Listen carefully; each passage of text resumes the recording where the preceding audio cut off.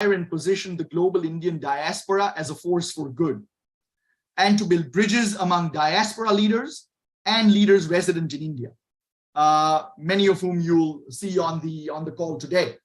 Our membership comprises of leading lights in a variety of different professions and vocations. We have people in the corporate realm, we have people outside the corporate realm, in the political field, in the arts, in academics, the sciences, so on and so forth, philanthropy. So a very eclectic group of people, but all leading lights in their space. There are 4 specific areas that we focus on. One is philanthropy and social impact. And that encompasses both philanthropy and social impact within the United States, but also giving to India and indeed in our other countries where we are active in. The second area is facilitating entrepreneurship and innovation.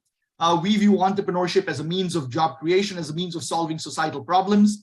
And so as a nonprofit, we are very happy to help facilitate successful endeavors at entrepreneurship. The third is what we call Diaspora Next, which is our program that engages with the next generation of the global diaspora, telling them what we work on, learning what's on their minds, and coming to a confluence of interests.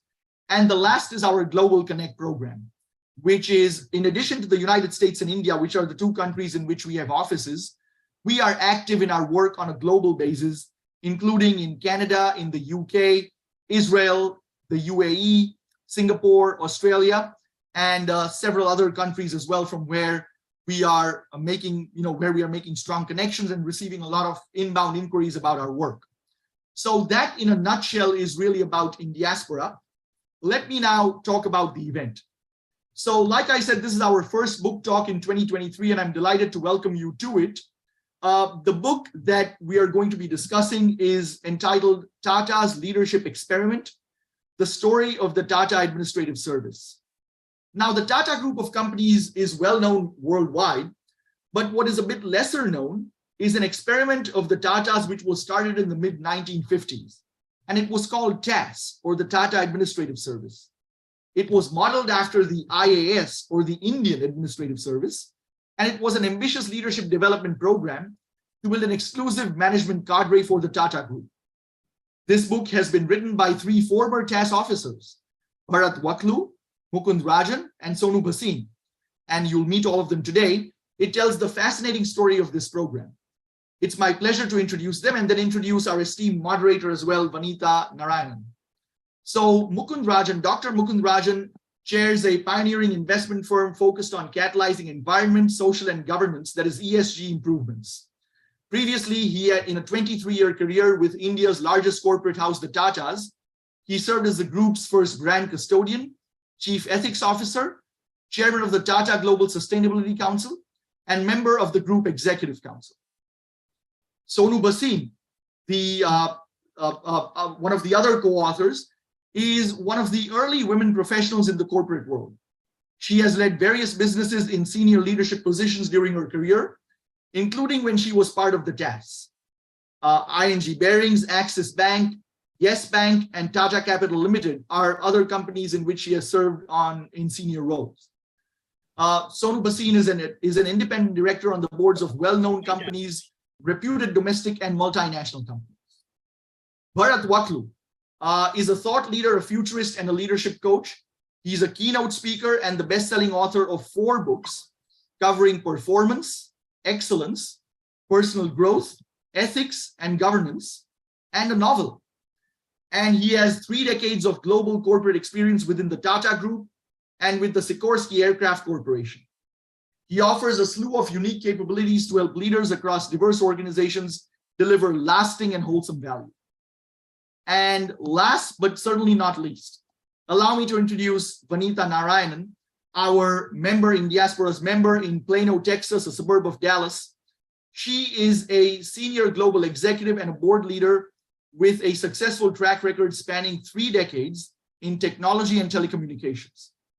In 2020, Vanitha retired after a successful career at IBM, where she held multiple key roles leading large businesses in the US, Asia Pacific, and India. One of those roles was Vanitha serving as managing director and chairman of IBM India, where she was responsible for all of IBM sales, marketing, services, global delivery, government relations, and so on and so forth. Like I mentioned, she currently resides in the suburbs of Dallas, and she serves on the board of directors of Renew Power, one of India's largest renewable power companies, as well as HCL Technologies and Schlumberger. Now, I'll turn it over to Vanita in just a second. Before I do that, I just want to mention that after this discussion, which will last for about 40 minutes or 45 minutes, we will have sort of the last 15, 20 minutes for Q&A. And if you want to ask a question, you can either type it into the chat box here in the Zoom room, or you can raise your hand in Zoom. If you will do me a favor, please don't raise your hand just visually, because it's hard for me to see when there are plenty of participants. But if you raise your hand in Zoom, I will either see it or my colleagues will alert me to it. And you also have the option of typing in the question yourself if you would like. So with that, Vanita, it's over to you and our fantastic group of panelists today. Thank you, Sanjeev, and good morning, good evening, good afternoon, wherever you are. And Bharat, Sonu, and Mukund, it's a pleasure to have this opportunity to, how often do you read a book and then you get to speak to the authors and ask questions that you had about the book. And in reading the book over the last week, I felt I got to know you all a little bit through the book.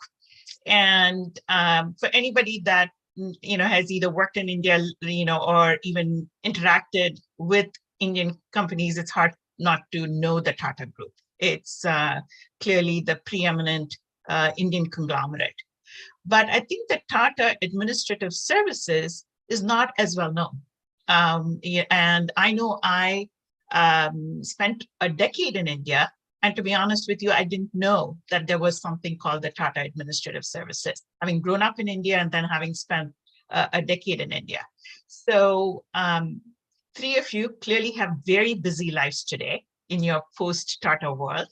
What motivated you to come back and record the history of Tata Administrative Services? If you could just sort of give us the context, because then that would, I think, help us sort of understand what compelled you, because you're not exactly, any of you, I imagine, are not people with time on your hands to record this for everyone. And whichever one of you wants to take that. Okay, if I may, I'll kind of set the ball rolling, and I'll then hand over to Sonu and to Mukund. So first of all, thank you very much, Sanjeev and the Indiaspora team, for having us. We're honored and delighted to be here. And Vanita, as I spoke a few minutes ago, we're delighted to also have you moderating the session, because obviously you've kind of gone very deep into the book. And that's something which any author loves about anyone who reads their work. So what is the background about writing this book? I think, we have a WhatsApp group of former TS officers. And this was created, I think, a couple of years ago, probably because, there were many more free TS officers, people who were no longer working and had a little spare time. And it did occur to some people in that group that, look, there's a lot written about the Tatas, about the House of Tata. But very few people know about the TS, much like you said. It isn't so well known. And I think people did think it might be the right time to come out with something on it. Now, how did this task come upon Sonu, Mukund, and myself? Well, quite honestly, the three of us, we were published authors when this idea was mooted. And secondly, I think, like good TAS officers, we took the initiative. So we found ourselves talking about it, and interestingly, this happened just as the COVID pandemic was raging. So we really never got to meet physically to discuss the book, but we did so online, and fortunately, it's come out fairly well. So maybe Sonu and Mukund can add to that. Yeah, so it's interesting that since the idea of the book started, and we wrote the book, and it's published, and we've done events, the three of us haven't met in person till now. And also, I think it's a testimony to the selection process of the TS, about which we write in the book, that in spite of many disagreements and, many arguments, the three of us remain good friends. So there is something to be said about the recruitment process. And yes, we were just, there were just so many anecdotes and stories and thoughts that were being shared by the TS officers in the group that I think it just followed very naturally for the suggestion to come that, hey, why don't somebody write a book about it? And then I think the three of us just found ourselves volunteering, bullied, I don't know what you call it, but we did enjoy the process very much. And the response to the book has been fantastic. And during the writing of the book, I did speak with at least 30, 35 people. What you said, Vinita, I think just some time ago, that, there is a lot of nostalgia that comes in. Yeah. And I suspect that there are more number of ex-TS officers at any given time than there are, TS officers serving, whether the stint has been 6 months or like 30 years, there is so much of fondness, warmth, and nostalgia for the TS. So clearly the service has touched each one of us in different ways. Yeah. And if I might just add, Vanita, I think in terms of the timing of the book, some amount of serendipity perhaps, in the sense that through the COVID period, I think there's been so much commentary offered around the world on the role of the corporate in society. And as you would have seen in the book, when the TS was created, there was a sense that this would be a cadre that would carry forth the Tata values. The Tatas, as you know, are an organization that are now over 150 years old. And one of the sort of exemplars of companies with corporate purpose at the heart of their mission. And we felt that the link between what the TS was expected to deliver, the kind of leadership and values it would propagate, and the kind of discussions taking place now in a post-COVID world on the role of corporates in society was so integral and so intimately linked that it was a story really worth telling. So I think we felt also a great sense of fulfillment that as much as it is a story about the TS, it's also a story about leadership in the Tatas and what the Tatas represent to the rest of the world, and the lessons you can learn from that. So I think we've been delighted that it's come out at the time that it has. No, that's absolutely true, because when you read the book, and I work for a company that's 120 years old now, and it's very much about values. And when you read the book, it's said that TAS is not as well known. Tatas as a group, for those of us that interact and know the company, know that it's a values-driven organization committed to community and society. But there's so many areas where the group was well ahead of its time, right? Not just from an Indian perspective, but from a global corporate perspective, and may not be known as well. And I think you were quite objective and surgical in terms of what went well and what didn't. I think one of the very early areas which, and I think the time that you'll refer to is the Tatas going global, was a case of where the first, almost the first instance of large Indian companies buying large global companies. And instead of the typical multinational coming to India and having, expats running businesses there, it was a sort of a reverse. And Bharat, looks like you either drew the fortunate straw, the short straw, and you were in the US in the early 2000s, just past the millennium. And what was that experience like? Because it could not have been too many companies at that point in time, or too many people that were an Indian conglomerate, buying international companies. In this instance, I think it was Course and Tetley, both British companies, but still Western companies.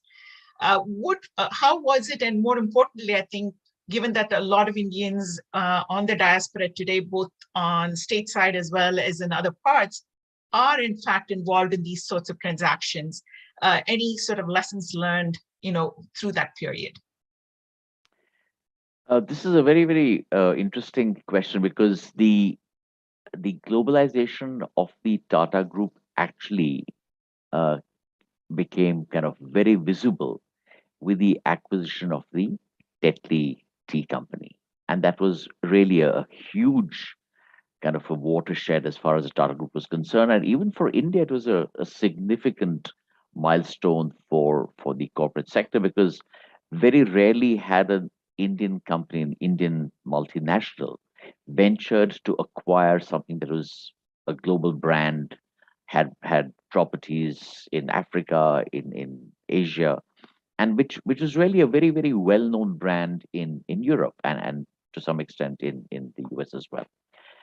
So I think the very fact that the Tata Group made that decision signified that, I think, the leadership in the group at that time, Mr. Tata himself, along with his lieutenants, Mr. Krishna Kumar and many others, they actually, I think they probably had reached a point where they felt confident of doing this. However, there's a flip side to this.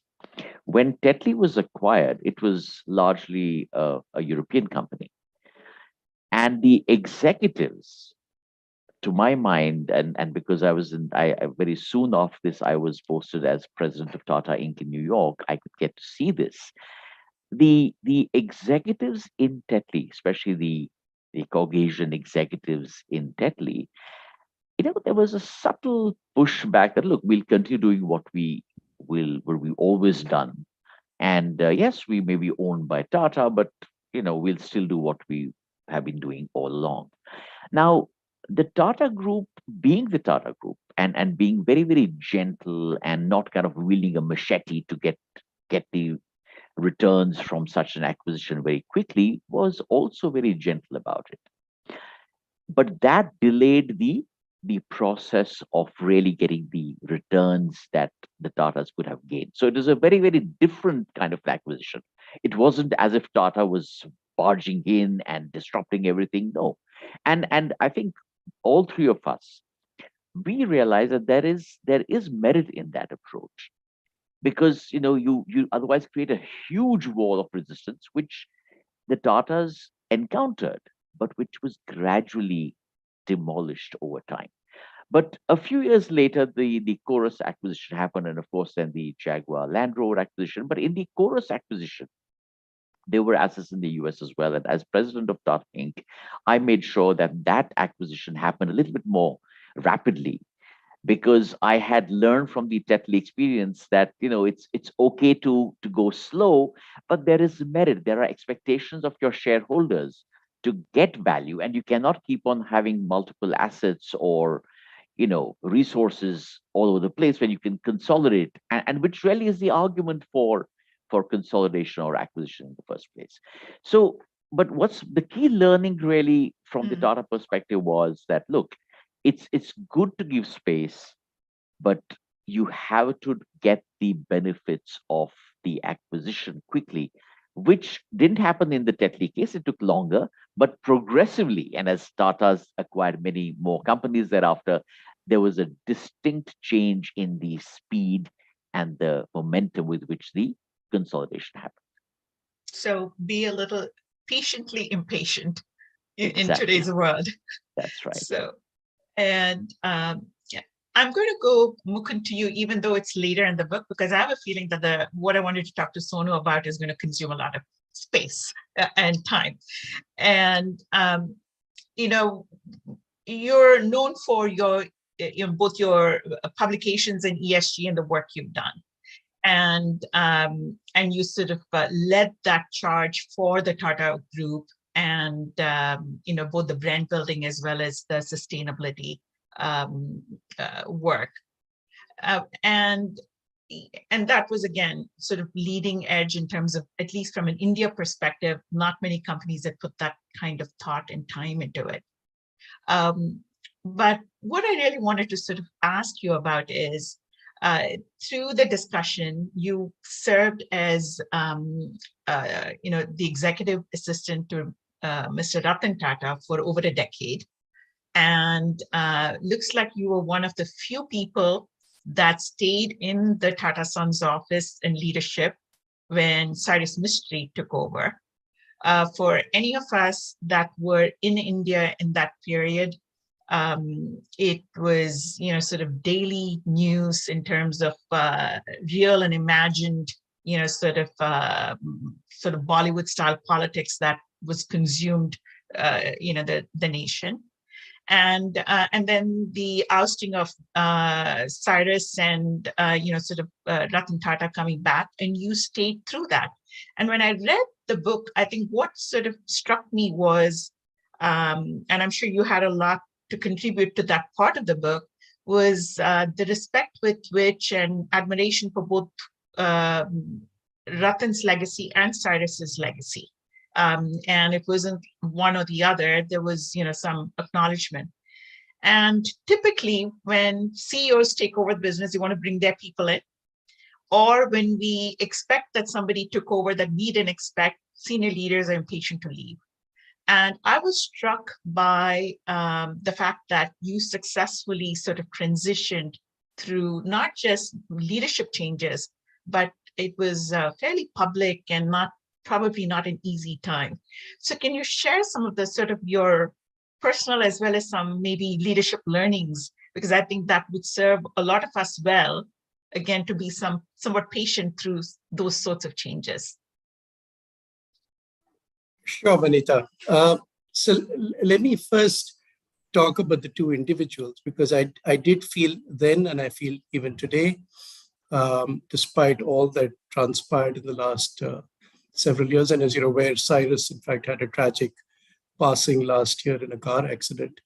I felt that these were two individuals who, at the heart of it all, were in their own ways completely committed to the success of Tata's and to the propagation and extension of the Tata value system. And it was very, very sad that they fell out with each other. And then, as you said, there was a kind of soap opera, Bollywood style politics every day in the newspapers, allegations being hurled back and forth. What did I find in both the individuals that was admirable? And they were very similar in some ways, which is what made it even more tragic. Both were people who were extremely down to earth, very humble.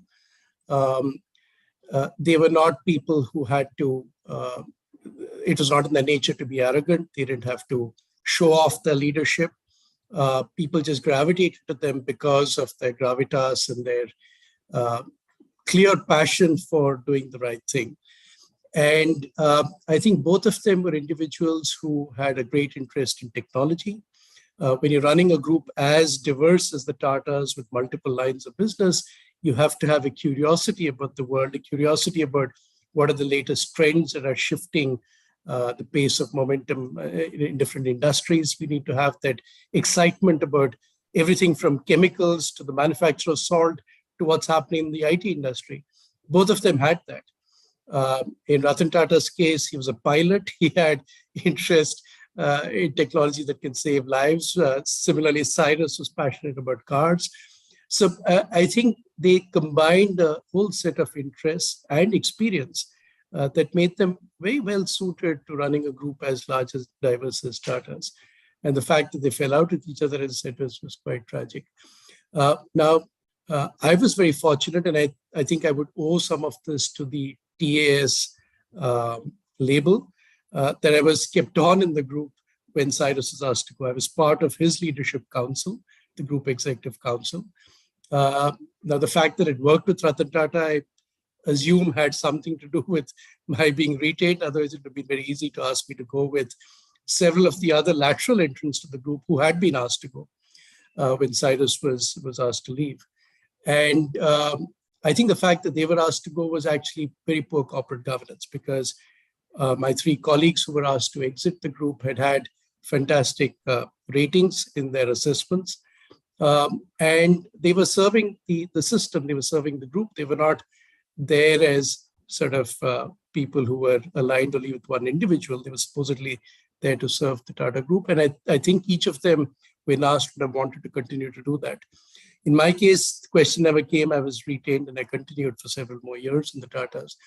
But I did believe then, and there was one episode that took place during the battle between the two, Cyrus and Ratan Tata. There was one episode where I was asked by the Tata side whether I would, given my previous role as the group corporate communications head, whether I would be willing to go on television and defend some of the positions that the Tata trusts and others had taken.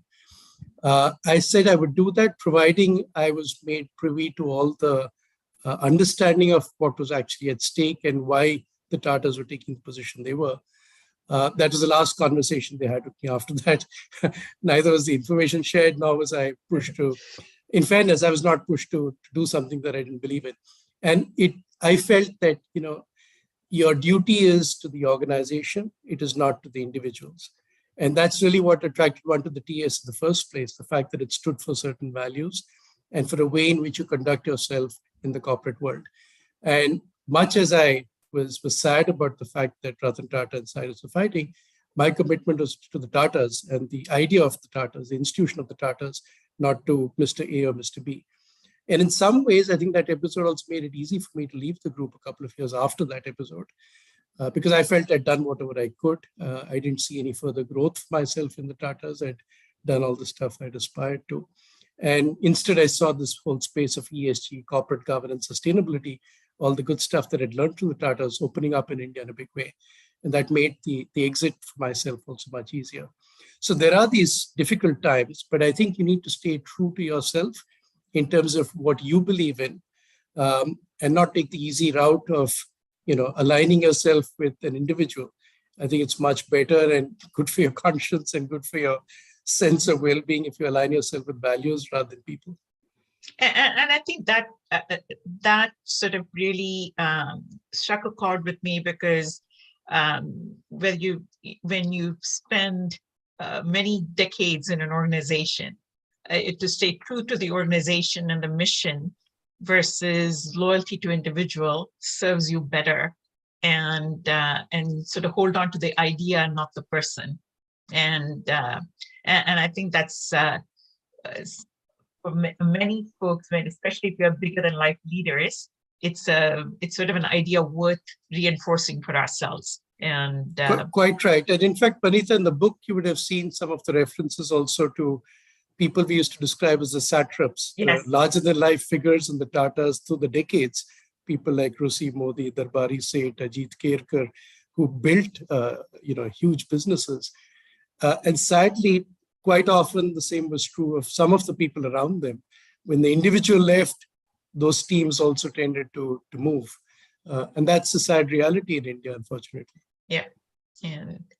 So now for sort of the area that definitely sort of stood out, which is interesting for a company that was a conglomerate that was so ahead of its time in so many different ways, including, I think, recruiting women to this very exclusive group of Tata Administrative Services, right? Way back in, I think the earliest was in the 50s and 60s. And maybe not as many. 57 or 58. 57, yeah. 1957. And so, but again, growing up in India, as I said, when I was coming of age, never heard of the task. And then I realized that was the window that they stopped recruiting women. And coming back to India to run businesses, never heard of tasks, again, for different reasons. But we didn't see leaders, CEOs emerge from the Tata Group. And in fact, some of the recent, I think, a study from Harvard said, if you focus on diversity and you have diversity-focused initiatives, if you don't provide the suitable paths for the people you identify, it's almost more negative than not having a program. Because now you've identified them, told people you're going to build some, you're going to do certain things, and then you don't have a path for them. So it has a greater negative impact than not having a program. And I was struck by that, Sonu, when I saw the history of tasks as far as women were concerned, and how almost, I think, every majority of them left the group at some point in time and went on to have very successful careers such as yourself. And I was struck by still, as I said, the the nostalgia, and somewhere there's some sort of connective tissue that still connects you to the organization. So tell us a little bit about how it was to be part of this task group and at the same time not have the opportunity, the adequate leadership opportunities and have to lead the group. So if you're asking about my personal experiences as a TS officer, and especially as a woman TS officer, I think I have just one sentence to say, which is that was the best thing that happened to me professionally. And if I had to relive my corporate career, I would do exactly the same. So the TS, beside it being, even though, we may say it ourselves and it may sound like a boast, but it was the most coveted job on any campus in the 60s, 70s, 80s, all through through the mid 90s.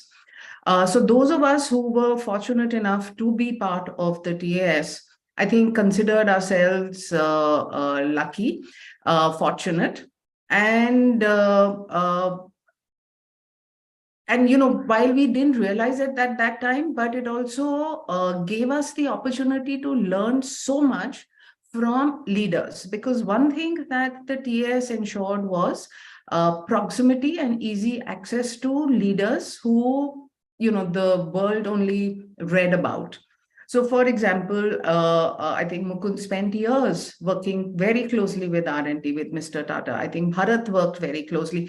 Of the three, I spent the least amount of time in the TAS, in the Tata Group, only about 13 years. But even within that, and especially during the first year of our TAS probationship, where we do 5 different projects with 5 different Tata companies, typically we ended up working with the senior people. A lot of them were part of the TAS, some of them were not. And to me, it gave me an opportunity to understand how the leaders looked at various situations, problems, what were the thoughts that went on in their mind, how did they process that information, and how did they arrive at a decision. Now, these were things that were never taught to us in a business school.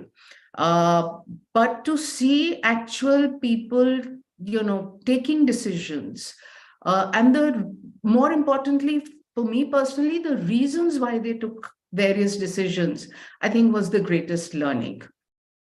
Now, you also touch upon the fact about the women. Now, for that, maybe we'll do one session for two hours, because that's like a huge topic. But very concisely, Tatas are great employers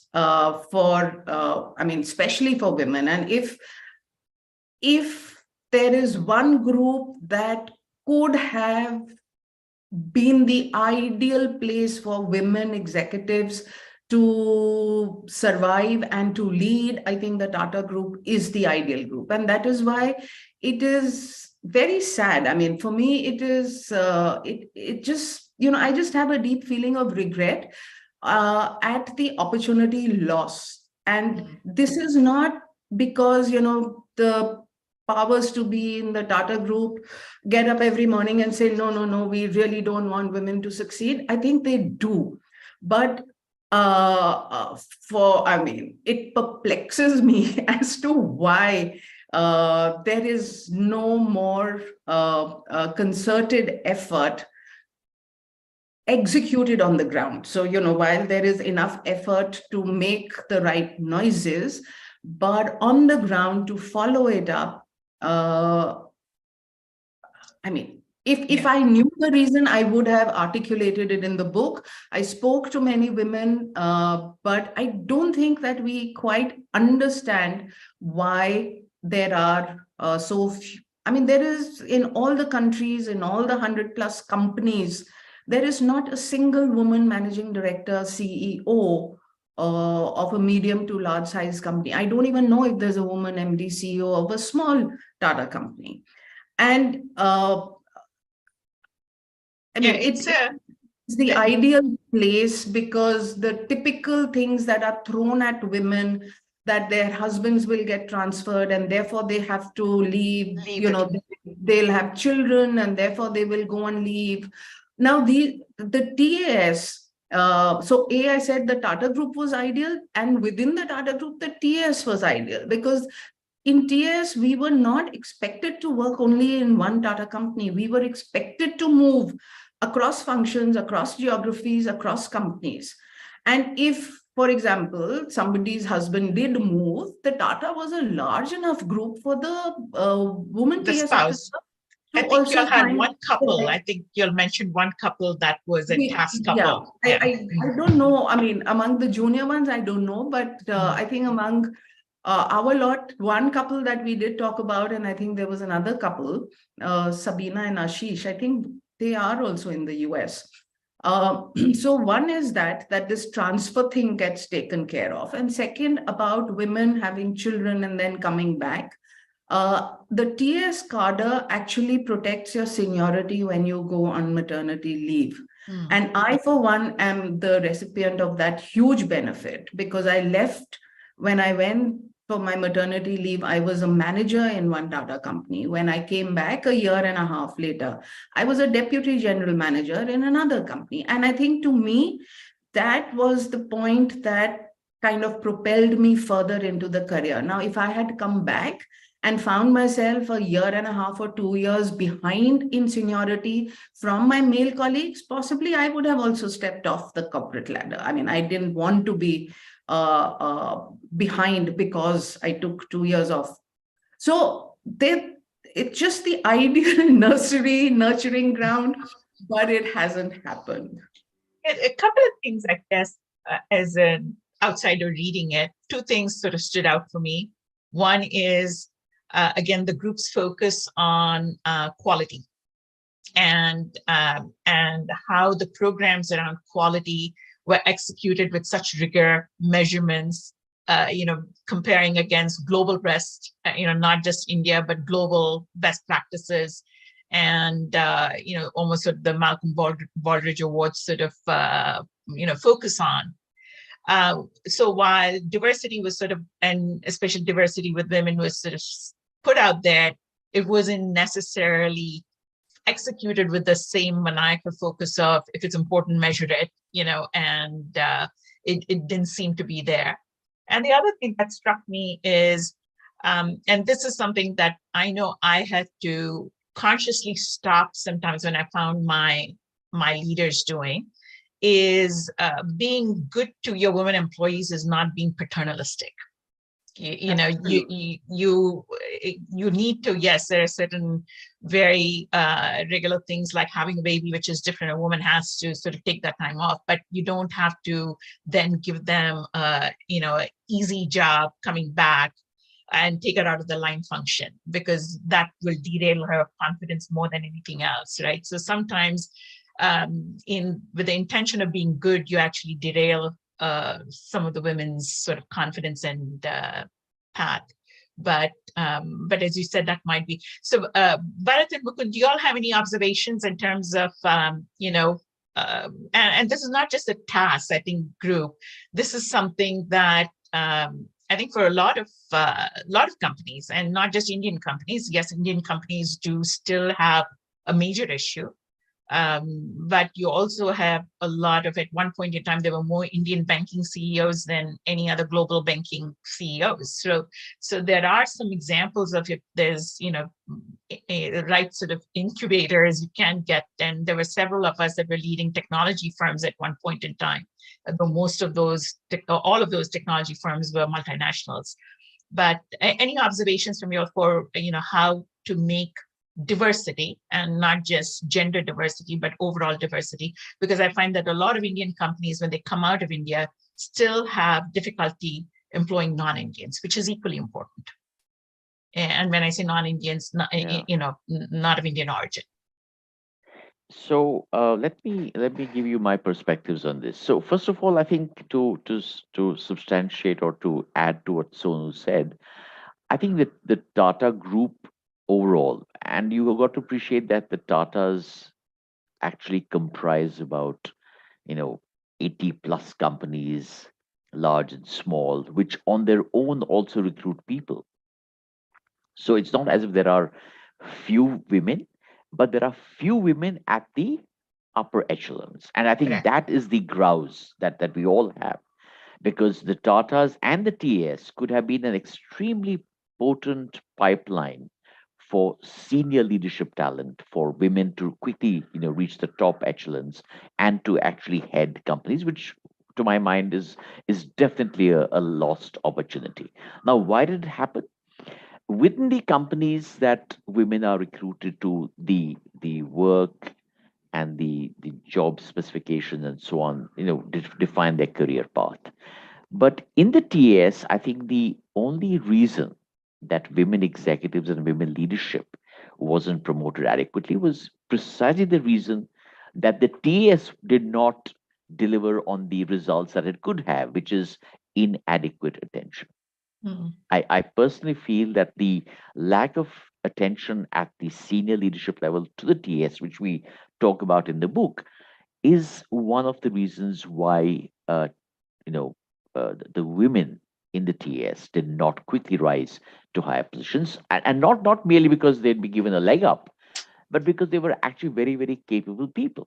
I had the good fortune and the privilege of interacting with so many women TS officers in my career, and all of them, without exception, were extremely capable women leaders and who could have done very well. Now, an aside to that was I spent 17 years in Tata Steel in Jamshedpur, and Tata Steel was a big, especially under Dr. Jamshed Irani, was a big supporter of women employees. And Dr. Irani consciously took in a lot of graduate engineers, a lot of systems engineers, and so on, who were women. In fact, it was, I was the head of training at one time, and the training budget had to be enhanced because the hostel had been made only for men, and now they were getting so many women in that we had to create a new wing for the women and so on.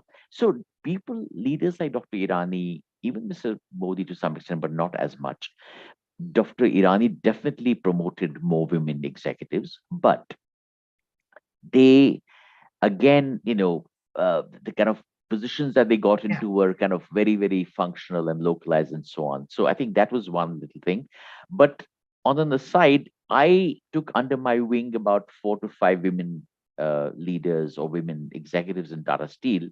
And many of them, in fact, most of them, left the Tatas eventually and became MDs in different companies. So I sometimes, very uh, joyfully feel proud that the mentoring and the coaching that I did to them when they were working with me in Tata Steel actually helped them to, really acquire leadership positions elsewhere. So I think a lot of nurturing is called for, and the same nurturing I think the TAS also missed, because many of us had to move out because there was that perception, oh, this guy is so and so's man. When Mukund was talking, it struck me that while you might be loyal to the organization, as was I, the incoming leader might perceive you differently.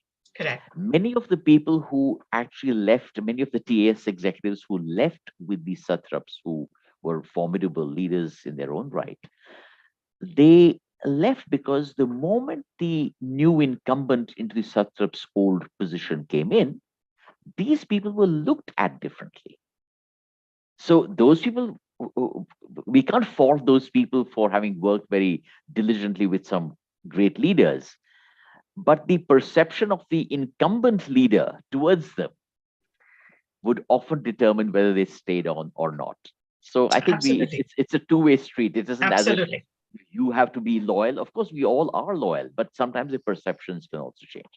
But having said that, to your other point about how do you enhance diversity and equity in the organization inclusion, I think this is again something that has to be consciously done.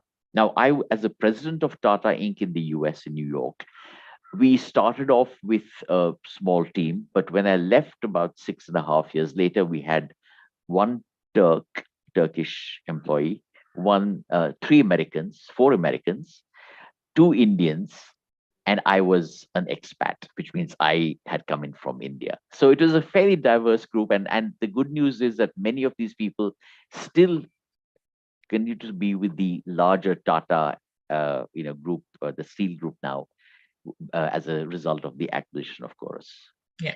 So it requires a kind of little bit of gentle, pushing and nudging and nurturing, really. Yeah, being intentional about it. Intention, absolutely. Yeah. Vanita, if I can add just a little bit, when Bharat was talking about loyalty, etc., and one thing that did, and this is an area that I suspect is people face it across the world. There's always a dilemma that do I owe my allegiance to the institution or to the boss, The person. and so institutional loyalty versus personal loyalty actually plays on everybody's mind, especially if you have iconic bosses. And in one way where the TS kind of faltered in the initial years was that people who succeeded, the TS officers who succeeded, actually ended up doing so because they owed allegiance to the satraps. So Rusi Modi, who took very little TS officers, but those who he did, Darbari Seth and Kedkar, and also to some extent Mulgaonkar, though he wasn't considered a satrap. And the TS officers, in the absence of a structured career path drawn up by a central Tata body, found it much easier and serving their purpose better to kind of become somebody's man. And obviously then when the next boss came in, when Ms. Ratan Tata took over, I think satraps and his band of men were kind of ultimately, no matter how good or bad your organization is, everybody ends up working for a boss.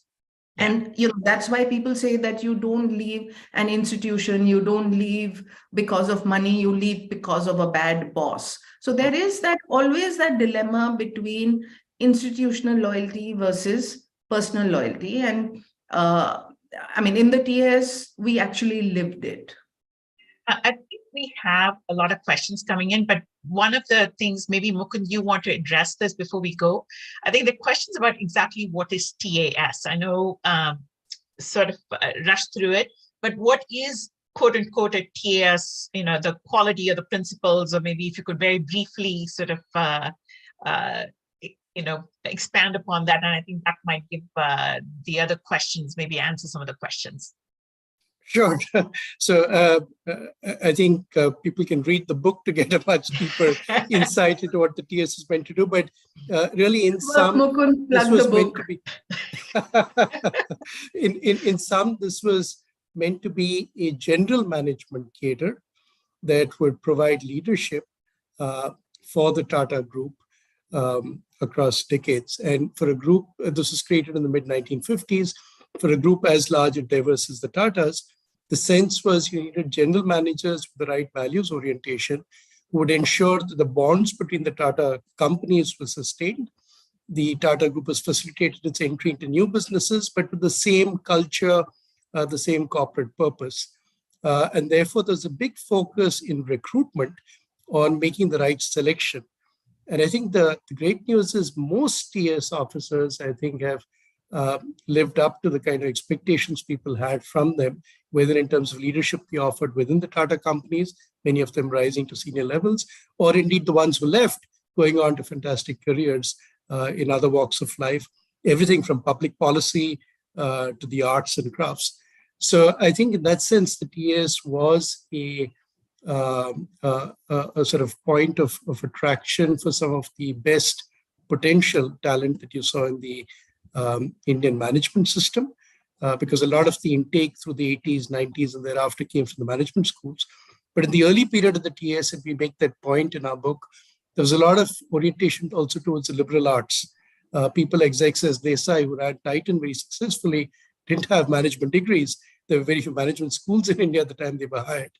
And I think one of the things, going back to the point we were just discussing on diversity, I think the TS needs to have people from multiple streams, not just the focus on the management schools.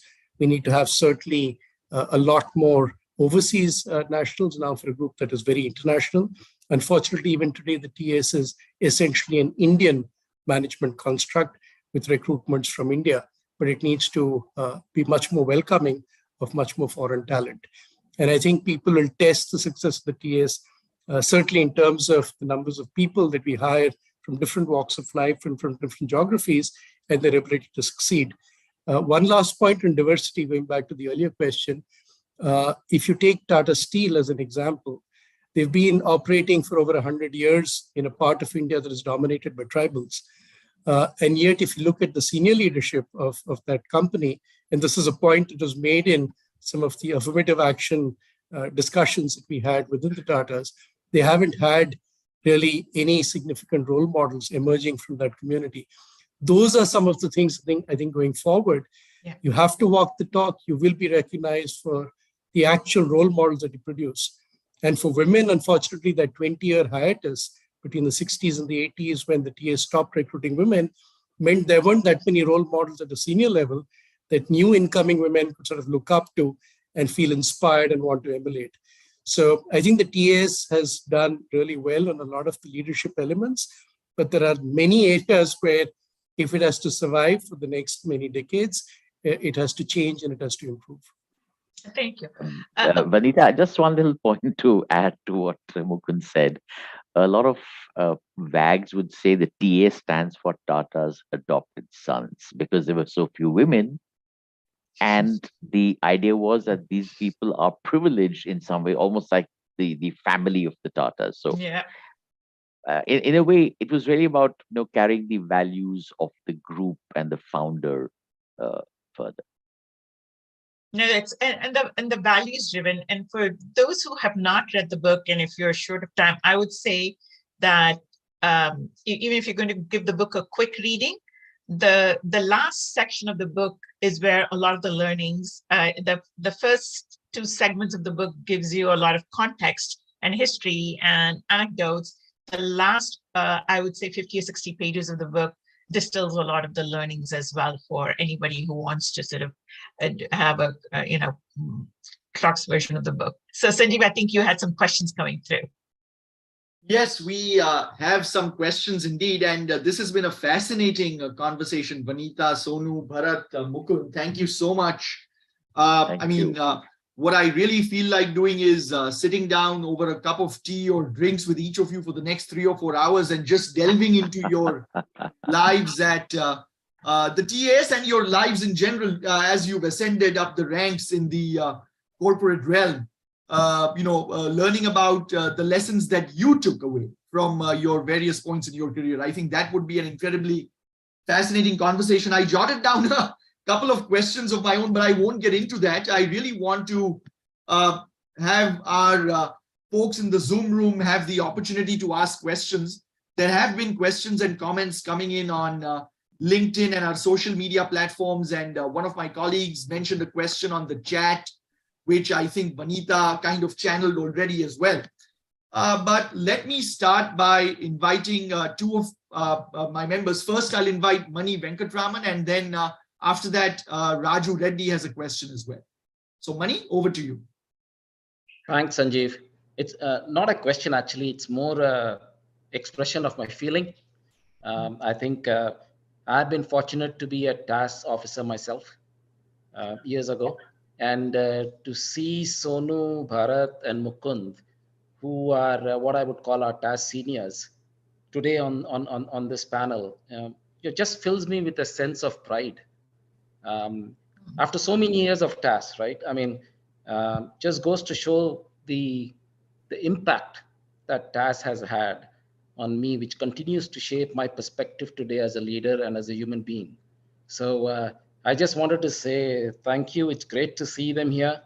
And also thanks to Indiaspora, for putting this together, because otherwise this journey, at least in my mind, would not have come a full circle.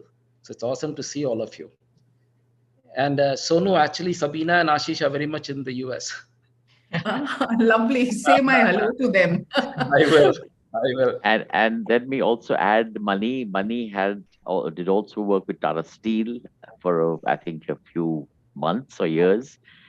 So it's wonderful to see you, Mani, and thank you for your very, very wonderful words. Actually, this very, very deep connection with the Tatas is in evidence in so many situations.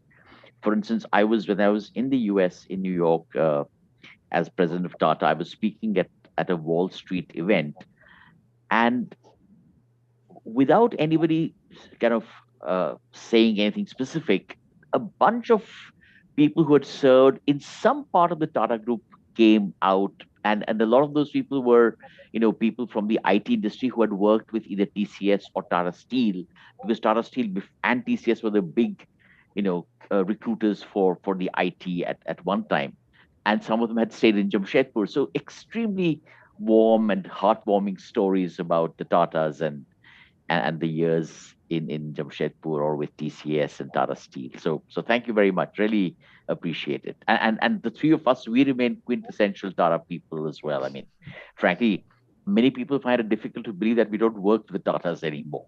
The passion with which we talk about the Tatas even today. It's one of the things that the investment that the leadership put in recruiting, I thought spoke a lot to, I think that sort of distilled, clearly they got a pool of very accomplished, academically and otherwise accomplished pool of candidates. But looks like the interview process was so rigorous and that showed personal commitment. And then that first year of that probationary period that you talked about, where again, you get exposure to the kind of people thinking and experiences that might otherwise take a couple of decades to get to, right? I'm sure that sort of builds, and that's an opportunity you're not going to get. And I think it's a good thing for people to bear in mind if you want to bring in extraordinarily good talent. The social value system, not just the academic values, but the other values that they bring, as well as the time invested early pays off dividends later, was something that your book reinforced for me as well. And I think back to the next question to Raju. Absolutely. Mani, thanks for your comment. Raju, over to you. Right. Thank you, Sanjeev, and thank you, Indiaspora, for this forum. So it's wonderful to see you all here, especially my BITS Pilani classmate, Bharat Wakhlu. Thank you. Wonderful. And Vanitha, thanks for moderating the session. My question is more related to sort of the management, the leadership talent in the startup ecosystem in India. I mean, I spend a lot of time with entrepreneurs out of India, and now we have a very vibrant startup ecosystem, as you all know, in India. But one of the things a lot of these companies struggle with as they scale, once you get past sort of the initial Series A, Series B, is the management talent. And so I've always wondered why, there are not too many places where we can recruit such talent from. This is for companies, starting from India, could be building products for a global market or the domestic market. The one place where I had some success is, of course, mine is just, very specific experience here, confined to maybe about 20 or 30 startups that I've been involved with. GE seems to be a pretty good place for hiring CFOs and finance folks. I'm just wondering if there is anything, that you guys know of where by now you would think Tata organizations, especially those coming out of TAS, should be a fantastic feeder to some of these, startups that are scaling, beyond sort of the $50-100 million revenue level and growing fast. Any of you can sort of take that question in, because I think that's very important. If India's startup ecosystem really has to sort of realize its full potential, that's one area where, there needs to be a way of supplying that kind of leadership talent. Yeah. The entrepreneurs there are, by the way, absolutely the best, as good as any that I see in Silicon Valley now, the entrepreneurs coming out of India. This is a very, very good question, Raju, and I'm glad you raised it. I'd very much like Mukund and Sonu to add to what I'm about to say. But, one of the reasons that the Tatas and the TAS specifically has been able to attract a lot of good people is the fact that the TAS is not advertised on campuses as a cadre where you will get power and lots of money. It's really about purpose and contributing to the greater good. Now, unfortunately, I'm not sure why it's happening, but from my own experience with startups, especially in India, what's happening is that a lot of startups are being driven by a desire to quickly ramp up to becoming a unicorn in valuations. Now, I'm sorry, but that is completely antithetical to what is termed as a purpose-driven organization, where you focus on customers, the stakeholders, on creating huge amounts of value, and not merely the valuation for the enterprise. Now, when you are driven by purpose, you automatically create conditions where people who resonate with the purpose will gravitate to the organization. This has been my experience, and I personally feel that startups in India, for whatever reason, I think even the the investors are probably pushing them to quickly have high valuations. That is really that torpedoes the ability of an organization to attract good talent. So Raju, my short answer is this, but I love to hear what Mukund and Sonu might want to add. Sure. Let me just say a couple of things. One, I think there are now increasing numbers of Tata people, including TS officers, but now they would be ex-TS officers, who are either getting into startups that they are founding, or indeed joining in senior levels at more well-established startups in key executive positions, giving the benefit of their experience with having managed large structures, organizations with a level of formality which startups often need in the course of their evolution. So I think a lot of that is changing, and there are lots of people I know that are startups set up by TS officers that I'm mentoring and so on. So it is changing. But I think there is still some hangover from the past in two dimensions. One is more broadly, I'd say there is still a certain amount of risk aversion that exists in larger corporates in India in terms of the willingness to pursue very radically different or disruptive business models. It's reflected partly in the relatively muted R&D and innovation spends across corporate India, which has been a bone of contention for a long time. As a nation, you spend around 0.7% of the GDP on R&D. We should be at least 3 times that, 4 times that if you want to start competing with the Chinas of the world. The IT industry is a great example of very successful services industry, but very, very few world-class products that have emanated from that. In our book, we actually quote Narayan Murthy, who talks about the fact that we're very reactive still as an industry. We're not looking ahead to solve problems that will arise in the future. We're trying to solve customer issues as they exist here and now. So I think there is that issue of risk-taking innovation, which India is still beginning to catch up with. But as you rightly said, the startup community, I think, is beginning to now put a lot of pressure.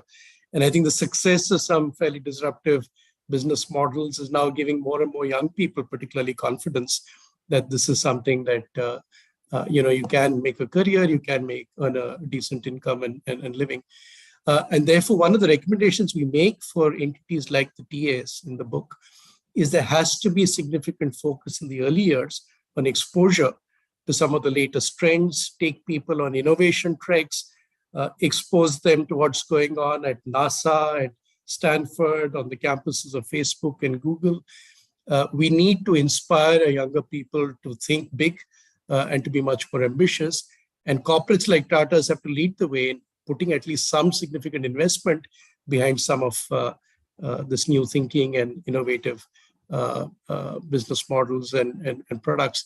They're starting to do that, but I think there's a long way to go still. All right, thank you.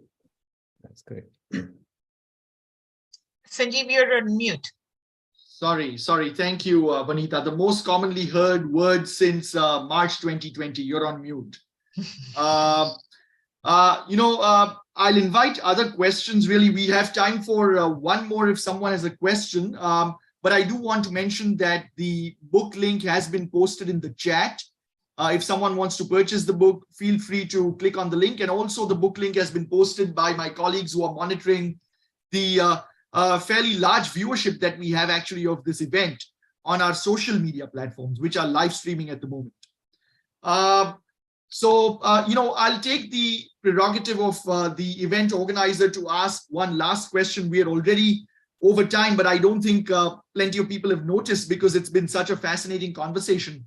That said, we do want to be respectful of everybody's time. So much against our wishes, we will probably have to close down the event shortly, but allow me to ask one question. Mukund mentioned or at least alluded to sort of the evolution of the pedagogy at the TAS over time, liberal arts initially, and then moved on to various other subjects in management that were initially not covered in India because there were no business schools in India at the time. And then earlier in the program, Bharat mentioned this concept of sort of, the Tetley tea takeover and the differences in management styles, where the Tata executives, perhaps wanted to do things one way, but Tetley continued doing things their way. And the integration process was rather slow, which had its pros and its cons.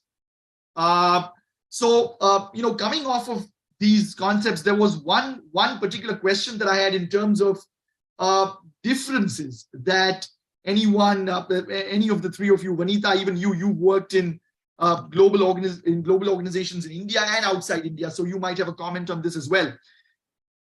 What are the differences in your careers that you have noticed in global management and leadership philosophies within India and outside India? That's part A of the question. Part B of the question is the premise of that question itself somewhat stereotypical?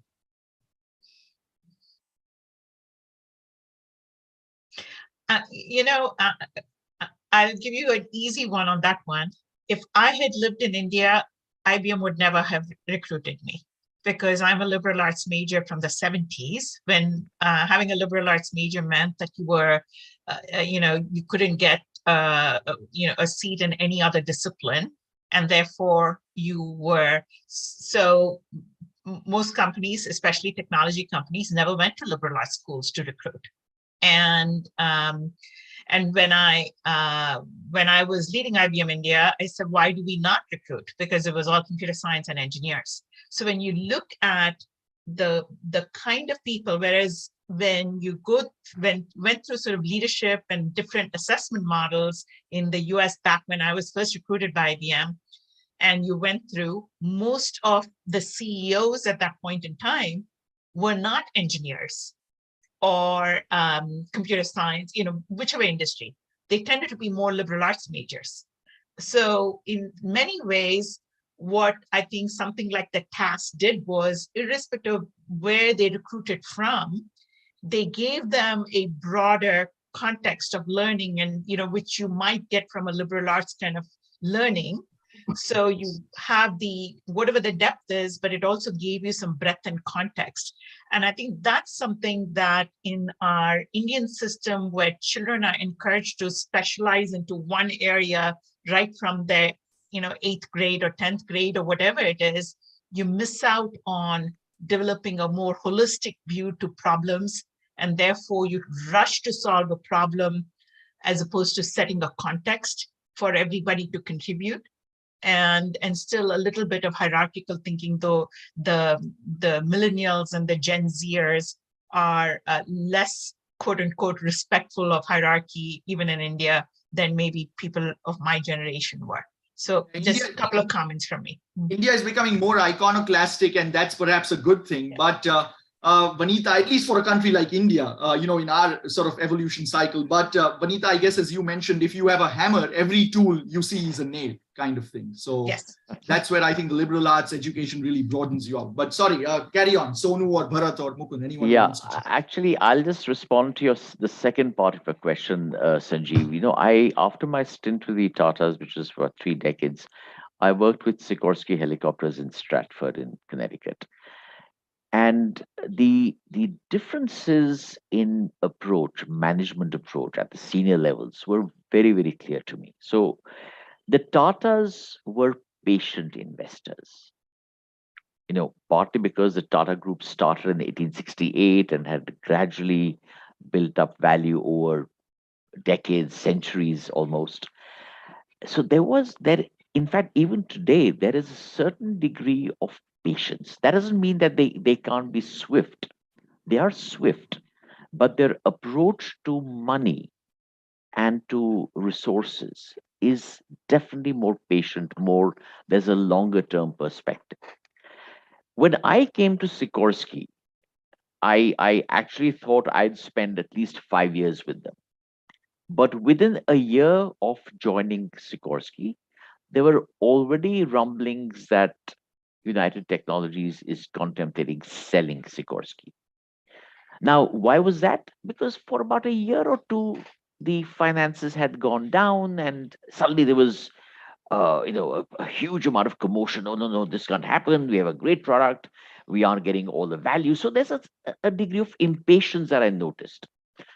And the moment they said this company's up for sale, in about a year's time, Lockheed Martin acquired it. And with Lockheed Martin coming in, Lockheed Martin is a giant, defense contractor led by former Pentagon generals. There's an urgency. It's like a war. And again, the pace at which the decisions got taken about money were very, very quick. And I know what happens is when you do things primarily with the intention of maximizing gain or capital gains or revenue streams or whatever, you tend to ignore the long term. And I'm sorry, that's one thing where the Tatas stand out head and shoulders above everybody else. A long-term perspective also enables you to be a bit more sensitive about the impact that you're having. When we talk about ESG, the G cannot be handled when you're in a rush to quickly make gains. The governance will acquire a certain maturity, a certain long-term perspective, and a certain responsibility when you keep the impacts of what you're doing over the long term in mind. I'm sorry, that's one thing which I found extremely different. And to tell you honestly, I left Sikorsky soon after the acquisition by Lockheed Martin because the cultural fit did not seem right for me. So I think this is a significant difference, but Mukund and Sonu, anything that you might want to add? Bharat, just to take further a point that you said about patience. Now, after I stepped off the corporate treadmill, now I do work in the area of family businesses and more on the family than on the business, helping them develop a family strategy, which is required just as much as a business strategy is required.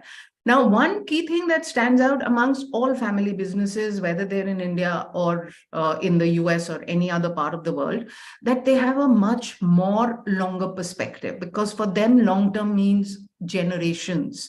As opposed to other companies where long-term means maybe 2 quarters or 3 quarters. And Tata's at the end of it, at 66% or more, are owned by Tata Trusts, which are owned by families. So in a sense, you could say that Tata's also have operate from the view of a family business, even though they are a totally professionally managed business. And in the recent acquisition of Air India, I think this patience thing just plays out, because the Tatas were very clear in the mid-90s that they wanted an airline.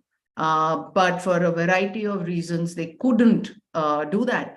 But they waited patiently until one day, I think it was the government that must have asked them to buy back Air India. So, and I don't think that the last 25 years or so would have made a difference in the Tata's wish to, take the aviation business forward.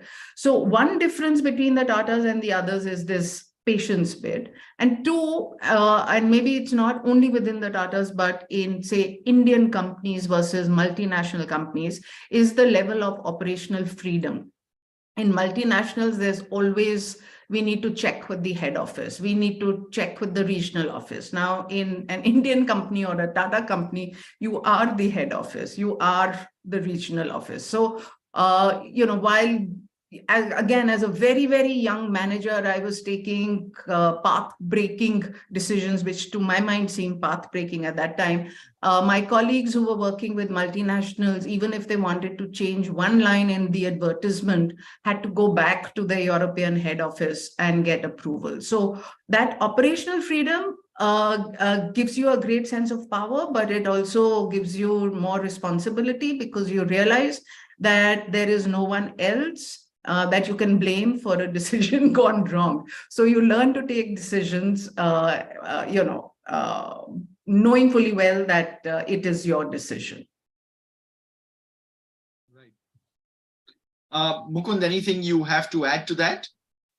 No, I'm conscious we are out of time, so I'll just end with that one-liner about Tata's, that for Tata's, the next quarter was not about the next 3 months, but about the next quarter century, the next 25 years. Exactly. That's family business for you.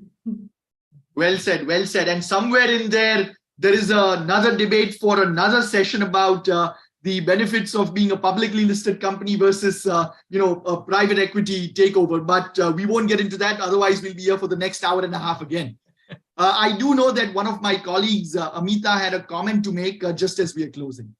I just wanted to say my dad worked for the Tatas his whole entire career, and he worked for Tata Power. And basically, he was, Reliance and many other companies approached him several times trying to poach him. And his whole thing to me was always that, Tata, what they embody, the principles, what they stand for, how they treat their employees was such a big thing for him that a better pay and a shinier name was never, attractive, because his loyalty remained with the Tatas. And even today, I mean, my dad is no more, but even today, we call ourselves a Tata family because we grew up in the colony, the Tata colony, and all of the amazing enrichment that they provided to the people that lived there. So we're big Tata fans. So thank you. If you guys, any of your recommendations ended up in it being such an amazing company, I just wanted to say that. Thank you, Amita. This is very, very heartwarming. Thank you so much for sharing this. Thank you. Thank you. It's been a truly fascinating event, truly enjoyable. Thank you, Vanita, Sonu, Bharat, Mukund. Just such a pleasure listening to you over the past hour or so. Thank you so much for all of the Indiaspora members and various others on our various streaming platforms. Some of you who, like our three panelists, have woken up quite early in the morning in India. Really appreciate you being here. And last but not least, I want to sign off by thanking my colleagues who have done a really tremendous job organizing this and many other events that we organize at Indiaspora, and really pleasure to work with this team every day. So thank